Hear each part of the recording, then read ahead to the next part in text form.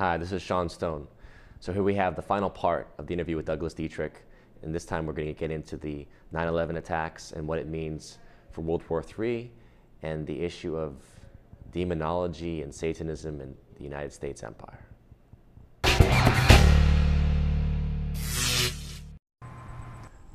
Aleister Crowley is the great Satanist of the 20th century, right? We know that he's British intelligence as well. He's tremendously influential in the modern American music scene, for example. Everyone from the Beatles to the Doors, you know, you name it, Jimmy Page, they all pay homage or give credit to him, to Jay-Z right now. He himself said that he was incarnated from you said John Dee. John Dee's assistant, Kelly. That's who Crowley claimed that he was. He was Kelly in multiple lifetimes. Eliphas Levi in one lifetime. He became Crowley. He says he's the great beast of the apocalypse. He claimed that what he was preparing was the magical initiation of the Aeon, the new Aeon of Horus in the Egyptian context. We've moved from Osiris, which is almost like Christ, you know, the idea of the dying, of the sacrificial figure, sacrificed king, into the new age of the risen sun, the sun being Horus. And he says that in order to do this, we have to initiate enough blood sacrifice and chaos, in a sense, to allow this ritual to take place. And he claims that he and his brethren caused the First World War as the beginning of this, and the First World War, the Second World War. Now, the Third World War, that people like Albert Pike, the high-level Mason of the Scottish Rite and 33rd degree Mason, he apparently writes about the Third World War in the Middle East as being prepared through the creation of Israel, through the bloodletting of sectarian violence between, sectarian violence between the various religious sects there, between Christians, Jews, Muslims, right? And ultimately the obliteration of all these religions into some kind of new order. I look at 9/11 and I see 9/11 as a giant sacrifice. What you're talking about with this high magic, it looks to me like high magic. The Pentagon is a sign of the pentagram. You know, why is the pentagram why is the headquarters for the military a pentagram shape, right? And just the idea of the star is itself a magical symbol. That's part of the ritual. The two towers are very important in masonry and all kinds of, as a stargate or a portal, right? Those are brought down. There's some magic there's high magic taking place. The man who laid the groundwork for the Pentagon was, I'm trying to remember his name now. He's the man who most popular Americans or the tax-paying electorate knows as the father of the atomic bomb. And that was General Leslie Groves.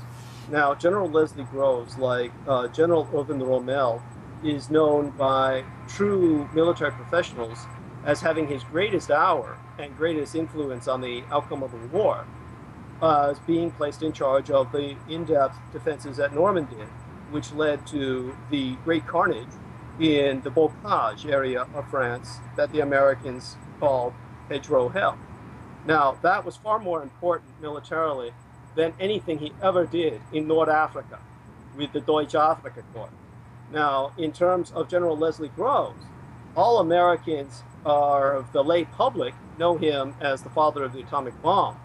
Real military professionals at the high levels of United States administration know him as the man who built the Pentagon.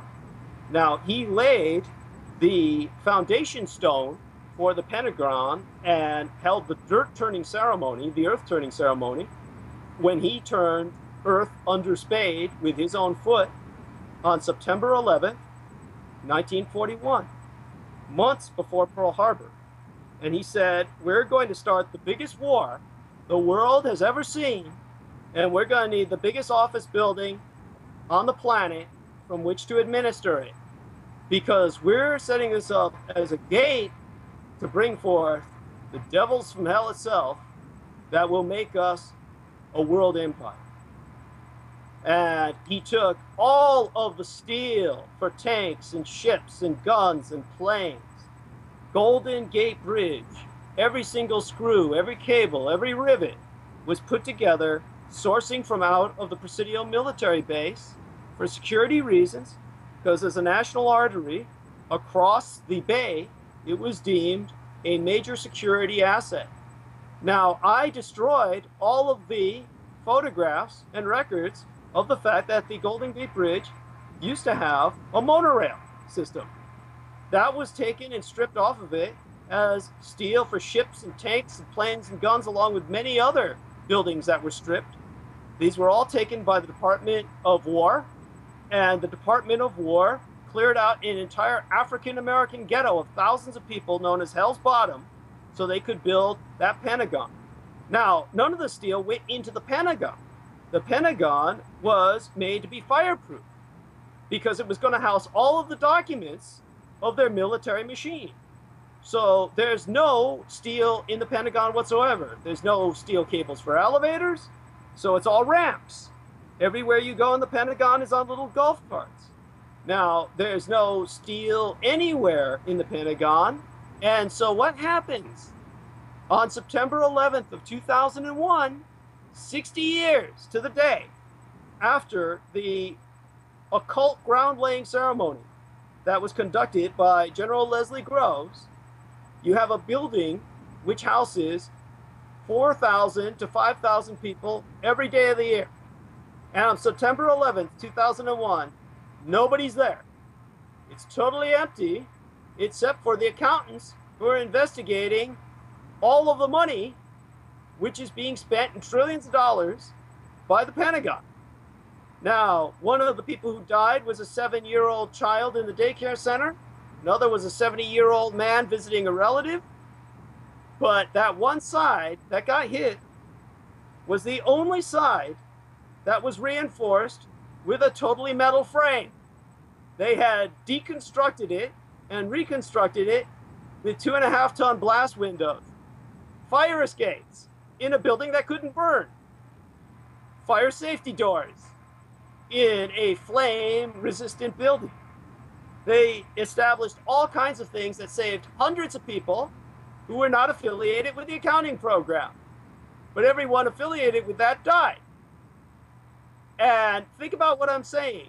You've got 5 sides to the Pentagon, and the 5th side, the west side, where this work was going on, was the only side reinforced with a skeleton, supposedly, to take the blast of a Timothy McVeigh type fertilizer truck bomb. And that's the one side that gets hit.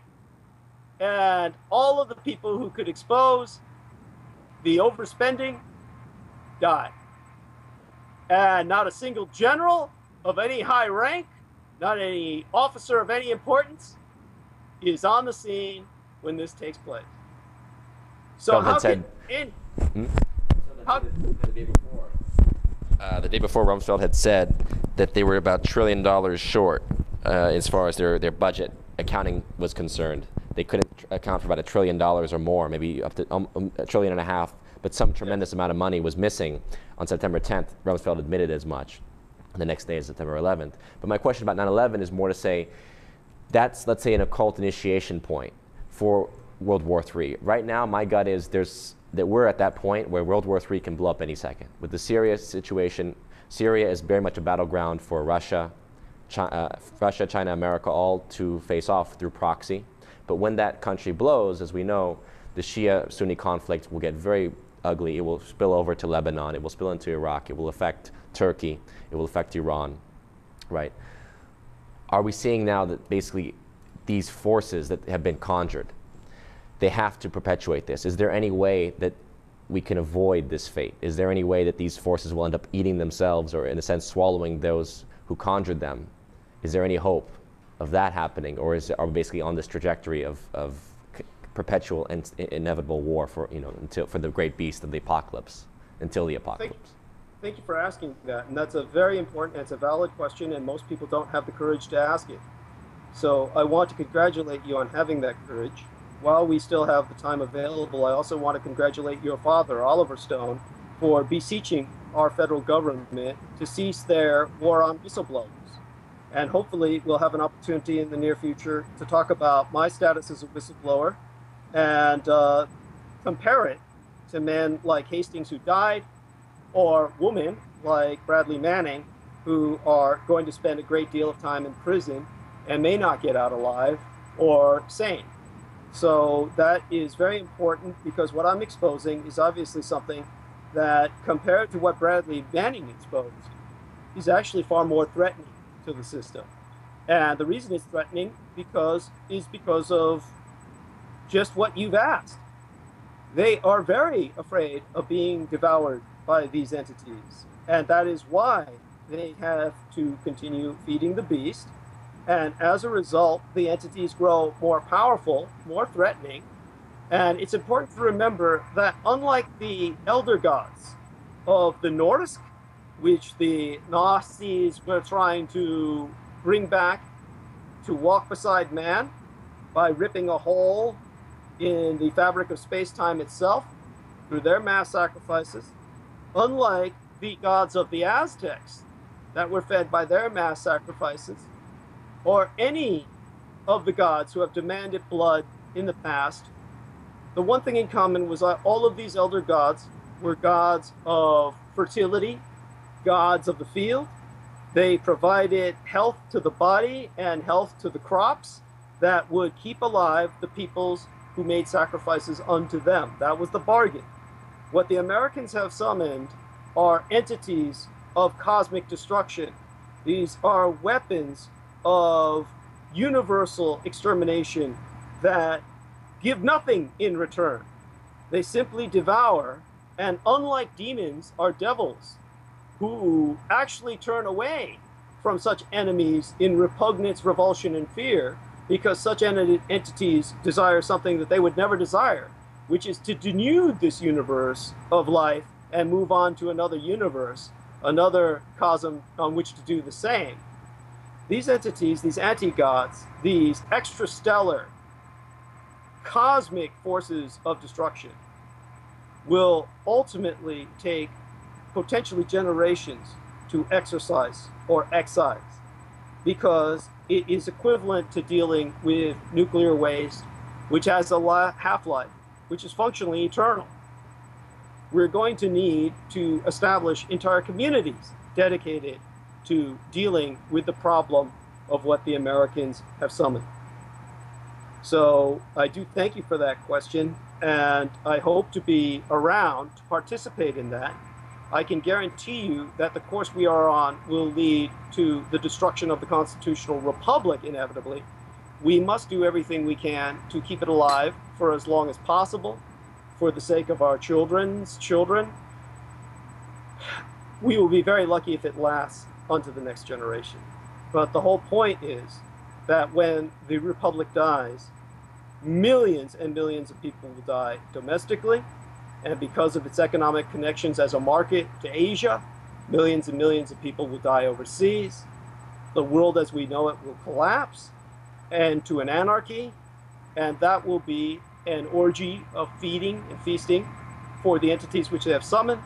But when things finally start to stabilize and reconstruct, then it will be the job of those of us who participate in that reconstruction to contend with this cosmic toxic waste and expel it from our universe. I really appreciate your time, Douglas. And definitely, your website is douglasdietrich.com, correct? Yes, sir. Thank you. I would appreciate it if anyone who listens to this today would invest in the DVD set, which I'm going to try to get a copy of to our friend Mr. Sean Stone, and hopefully he'll be able to share that with Terrell Ventura and the rest of the staff at Buzzsaw on the LIP TV. And in terms of either reaching me through my manageress, Lorianne Ann Fenton, her contact address is on my website, www.douglasdietrich.com. Douglas is spelled with one S. Dietrich is just the words diet and rich put together, douglasdietrich.com. And feel free to check on the DVD set, because we're selling 2 for the price of 1. $5 shipping and handling, a little higher for foreign shipments. But you will see footage there that you have never seen anywhere else, photographs in particular. I went to City College of San Francisco, and I majored in criminology and criminal psychology. The instructors who taught me forensic photography were the same instructors who taught Magus Anton Zandor LaVey forensic photography. And he, of course, head of was the Satan. founder of the First Church of Satan. And Wow. they taught him during the 1950s when he became a forensics photographer so he could join the San Francisco Police Department as a specialist of all things on occult crime. And he used his forensic photography skill to keep him employed so he could evade the Korean War era draft. And I myself had these same instructors pretty much in the last year before they retired. They taught me everything they had taught Anton LaVey.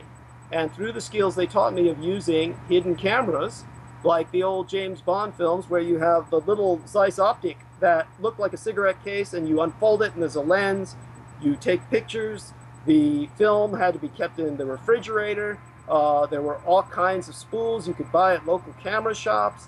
All those days are gone. And it was all black and white. But the photos that I took enabled me to bring to you through this DVD set photographs of both animal and human sacrifices that took place at the Presidio military base. And when we speak of 9/11, it's important to remember that the man who trained, the man who led, the officers who led our troops into Operation Desert Storm, Lieutenant Colonel Timothy Chalens of SAMS, the School of Advanced Military Studies, to quote him directly, he said, "The Bible is one of the most genocidal books ever written. The necessary illusion propagated currently is that the Islamic faith is somehow more dangerous and violent than the Christian faith. I would argue that all of the Abrahamic religions are equally dangerous because they are all based on faith, which is by definition the lack of reason." Now, what radicalized Osama bin Laden into hating the United States with the passion that he did was not that the infidel crusaders had dared to step foot on the House of Saud, in the sands of which rest the holy cities of Al-Makkah and Al-Medina. Rather, he became radicalized because that army was led by a cabal of practicing Satanists and devil worshippers. And that's when he decided he would spend his life fighting the American Empire. So there are repercussions to what these men are doing. They are less than 1% of the American population. You want to know what the 1% is? This is it. You take together the Department of Defense, 100,000 bureaucrats, the United States Marine Corps, 200,000 men. It's lost 20% of its personnel since sequestration, just like all the branches of service have. You add all that DOD, all the Coast Guard, the Air Force, the National Guard, the reserves, all of it together, you get less than 2.5 million people. Since sequestration, even smaller. That's less than 1% of the American population. Yet every year, without fail, they get over 50% of America's discretionary fiscal budget. Now, how do they do this? It's through a program that my manageress, Lori Ann Fenton, has spent her life trying to expose, called the Super Soldier Program. Nothing super about it. These are super victims. These are child prostitutes pimped out by the military's Department of Defense Intelligence Agency to politicians that lead those politicians to dismiss children accusing adults of molestation, just as Giuliani dismissed what happened at West Point. Now, these young queer whores, as the U.S. Army calls them, they're taken out of orphanages, broken families, and places like the Franklin Center, Boys Town, all the rest of that. And they're pimped out to politicians, and they're brainwashed and programmed so that if given the order, they can kill these politicians. And they learn the lay of the land on the politician's estate, in their apartment, and they can follow these orders, do what they do, and then the politician is left dead with a young boy who's committed suicide by his side, and he goes down with a reputation as a homosexual pedophile that ruins his dynasty's chance of ever staying or maintaining their political careers. As a result, entire dynasties are corrupted by one element of their family, and this is why the U.S. military gets over 50% of your discretionary income every year without fail, while they're less than 1% of the population, and their ability to defend the United States is markedly beyond contempt, and certainly has failed in every regard, as so obviated by 9/11. Right. Well, again, more to be discussed and investigated, but definitely we'll check out the website, and I'd love to we'll keep the discussion going, because you have a lot of knowledge. So it's been a fascinating discussion, and I appreciate your time, Douglas. Thank you, sir, and thank you so much for what both you and your father do. And really appreciate your giving me this opportunity. Hope we can do so in your studio sometime in the near future, face to face. And of course, best wishes to you and yours. Thank you so much to all of you out there who watch the Buzzsaw as well. Thanks, Douglas. All right, sobering discussion, as I'm sure there's a lot of things that are, spinning around your heads, but I can speak for myself. I know the Hellfire Club's existence. In fact, when I was at Oxford, I was taken there by a secret society that most people would never have heard of, to partake in just more of a fun party event in the caves beneath an old church outside of Oxford, where the Hellfire Club used to congregate. So the tradition goes on, and these British Empire demons do seem to continue. Obviously, we see the American Empire as a continuation of the British Empire in physical form. So what Douglas has said is very much fascinating. I think it'll leave a lot of room for researchers to to study and keep investigating. So for Buzzsaw, this is Sean Stone signing off.